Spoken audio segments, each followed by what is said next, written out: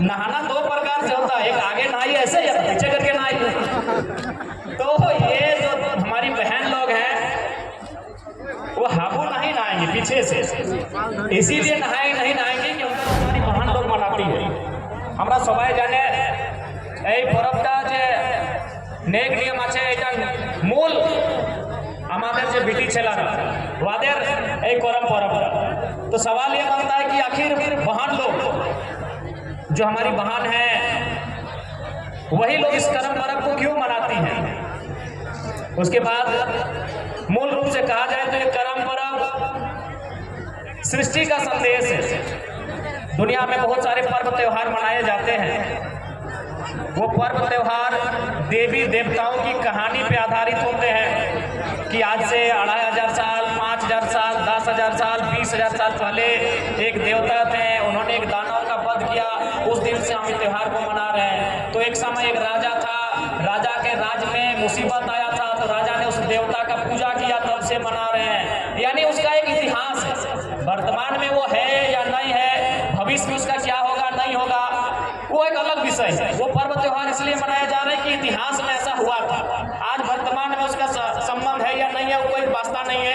वर्तमान में उसका केवल एक संदेश है कि हाँ, अच्छाई पे अच्छाई की जीत हुई, बुराई की हार हुई। लेकिन हमारा जो पर्व है ये भूतकाल में भी था, वर्तमान में भी और भविष्य में भी रहेगा।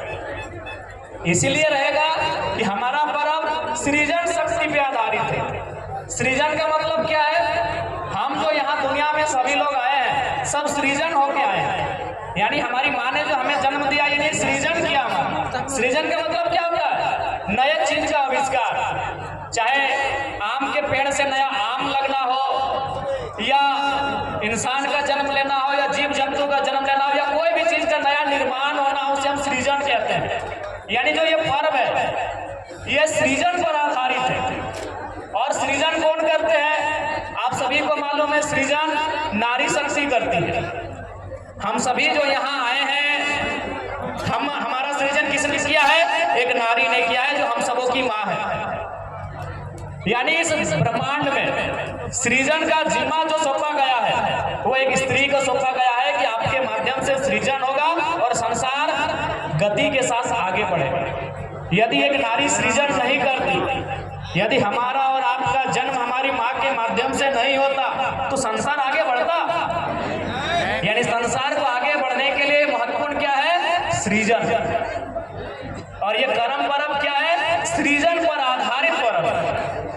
यानी इस पर्व त्योहार के माध्यम से हम लोग समाज को, दुनिया को एक संदेश देते हैं कि सृजन का जिम्मा जिनको है उनको हम लोग कैसे इस पर्व के माध्यम से ट्रेंड करते हैं, उनको कैसे हम लोग सीख देते हैं, उनको कैसे हम लोग जानकारी देते हैं। इस पर्व के माध्यम से इन्हीं चीजों पर हम फोकस करते हैं।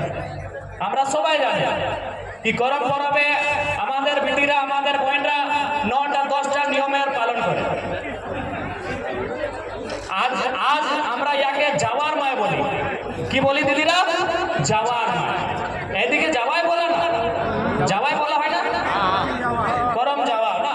তো আজকে আমাদের বেটি গিলা আমাদের বহন গিলা ওয়াকে আমরা একটা নাম দিয়েছি, একটা নাম গড়াচ্ছি, ওয়াকে আমরা যাওয়ার মায় বলি। एक बात बताइए, अगर हम किसी कुंवारी बहन जिसका शादी नहीं हुआ है अगर उसको हम लोग माँ कहेंगे तो बताइए गलत है कि नहीं? गलत है। समाज में अगर हम उनको माँ कह के संबोधित करेंगे तो गाली भी मिलेगा और लात चप्पल भी मिलेगा।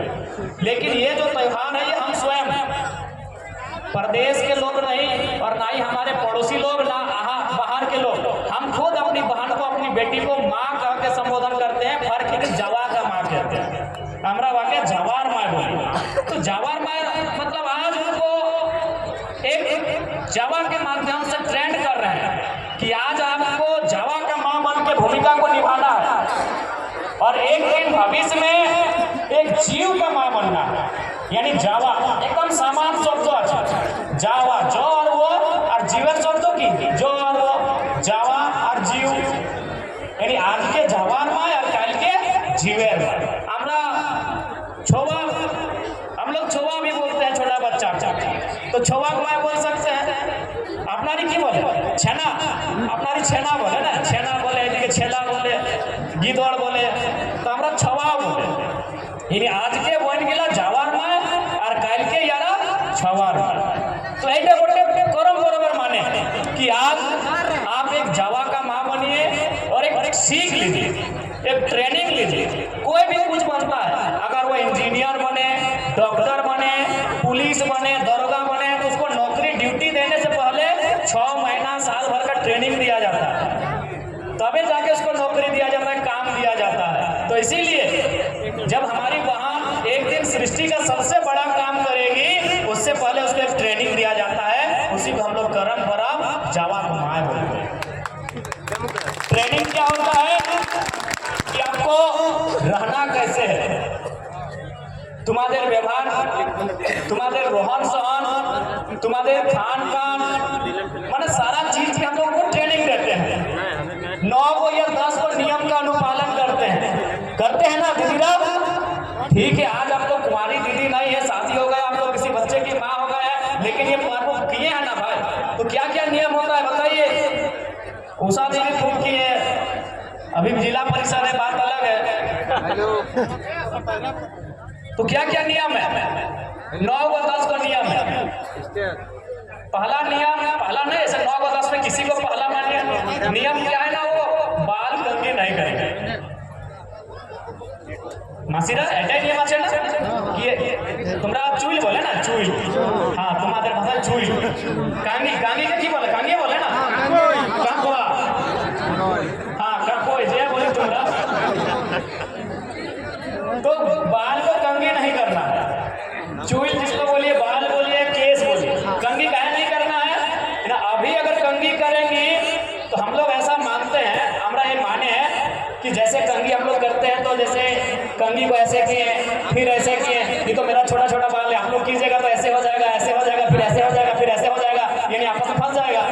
तो उसी प्रकार अगर ये तो हो गया बहन लोग का कि भाई वो कंघी करेंगी तो उनका जो जावा है वो आपस में फंस जाएगा, जबकि जावा सीधा होना चाहिए, सब अलग अलग है। ठीक है, अब थोड़ा तबियत खराब है इसीलिए गर्मी सांस नहीं हो रहा है।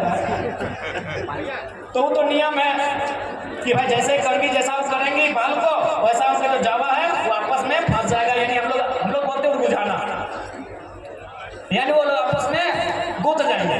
तो ये तो हो गया उस बहन का नियम जो कुंवारी है, जो जावा की माँ बनी है। जब जावा माँ बोली वादर नियम है, किंतु जब वो एक जीव की माँ बनेगी, एक बच्चे की माँ बनेगी, एक छुआ की माँ बनेगी, तो क्या नियम है? दीदीरा मासीरा काकीरा सबाए जाने एक नियम, जब वो बच्चे को जन्म देती है तो सबसे पहले नारता होता है। तुमरा की बोले, अपनारी की बोले? नारता बोले ना, नारता, छोटियाई कोई बोले, कोई नारता बोले। तो एक बात बताइए, जब तक नारता कंप्लीट नहीं होता है, नारता का नियम जब तक कंप्लीट नहीं होता है, उसको नहाना धोना, नया कपड़ा नहीं पहनाया जाता है, तब तक कंघी नहीं किया जाता है। यानी आज भी उस नियम को पालन करना है कि आपको कंघी नहीं करना है, और उस दिन भी उस नियम का पालन करना है जब एक बच्चे की माँ बन जाएंगे, क्योंकि नारता से पहले आप कंघी नहीं कर सकते। तो सोचिए, हमारा पर्व वह किसी देवी देवता पे आधारित नहीं है, वो किसी भगवान के नाम पे आधारित नहीं है, लेकिन संसार जब तक रहेगा हमारे पर्व का महत्ता रहेगा, हमारा पर्व महान रहेगा। हमारा पर्व किसी राक्षस, किसी दानव के वध पे आधारित नहीं है, किसी राजा के युद्ध से संबंध नहीं है। हमारा संबंध सीधा सृष्टि से है कि जब तक सृष्टि है हमारा पर्व का महत्व है, सृष्टि नहीं रहेगा तो देखा जाएगा। यानी जब तक सृष्टि है, जब तक संसार है, जब तक संसार में सृजन होगा, कर्म परम श्रेष्ठ है। तात्पर्य की नियम আছে দিদিরা कि जावार माय यानी আমাদের বইন গিলা यारा बांधे नदी नालाय हाबू नहान नहीं करे। हाबू बुझते पारे ना, नहाना 2 प्रकार से होता है, एक आगे नहाई ऐसे या पीछे करके नहाई। तो ये जो हमारी बहन लोग हैं वो हाबू नहीं नहाएंगे पीछे से, इसीलिए नहीं नहाएंगे कि उनका जो जावा है वो भी ढा जाएगा, यानी गिरना, एक तरफ वो गिर जाएगा। जबकि हम लोग जावा का मतलब क्या है? सुंदर रहना चाहिए, एकदम सीधा होना चाहिए, सिंगल होना चाहिए, फंसना नहीं चाहिए। तो अगर वो हाबू देके नहाएंगे तो उनका जावा भी क्या होगा? पीछे गिर जाएगा, ढह जाएगा। ये तो हो गया कुमारी बहन का नियम। जब यही बहन एक दिन माँ बनने का टाइम आएगा, उस समय कैसे ये नियम होगा ना? उस समय यदि आप तालाब में, नदी में, जोरिया में, पोखर में, जो भी बोले नहाने के जगह को, सिर्फ मैंने बाथरूम को छोड़ के वहाँ डूब देने की जरूरत नहीं है।